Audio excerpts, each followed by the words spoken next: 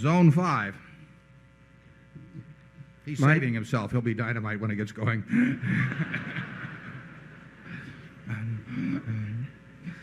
My name is Hugh Stephenson. I'm a shareholder from Atlanta, Georgia. My question involves the company's catastrophe lines of insurance.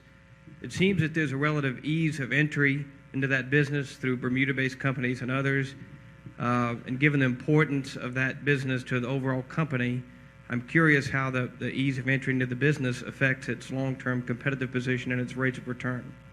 Well, you're very right. There is an ease of entry into the catastrophe business, and you know, it's sort of attractive it's particularly attractive for promoters, because if you start an insurance company to write earthquake insurance in California and you raise a few $100 million, and you'll either have essentially no losses, or if you write enough of it, you'll go broke. And most years you'll have no losses. So if your intention is to sell your stock publicly in a year or two, the odds are very good that you will have a beautiful record for a couple of years, and you can sell, and you know, maybe 1 time out of 10 you'll go broke, and 9 times out of 10 you'll sell to somebody else who eventually will go broke. And there's really the ease of entry.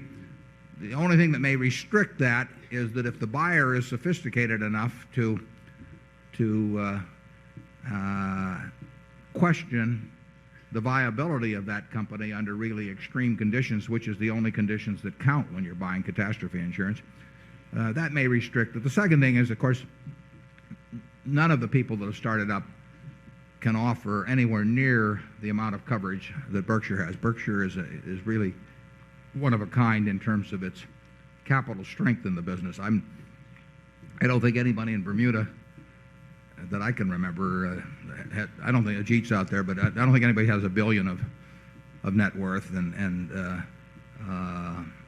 you know, we have at present we probably have close to $13 billion of net worth, and considerably more of value. So we can sustain shocks and we will sustain shocks, I should add, that others can't, and we try to get paid appropriately for that.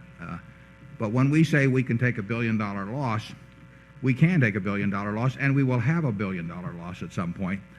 And anyone buying it knows we can take it, or something greater, and they should know that very few of our competitors can. So there's competition.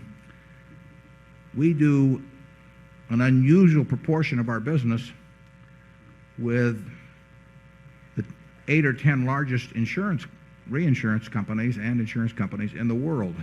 So we really have established, with the people who understand the real risks of the business, they come to Berkshire, and a lot more often than they stop in Bermuda, because they know that we'll pay, and they've been around long enough to know that in the end that's what really counts with an insurance company.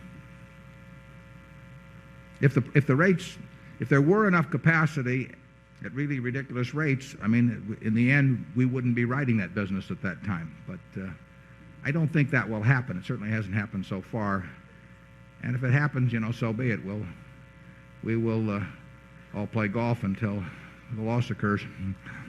Charlie? Nothing to add.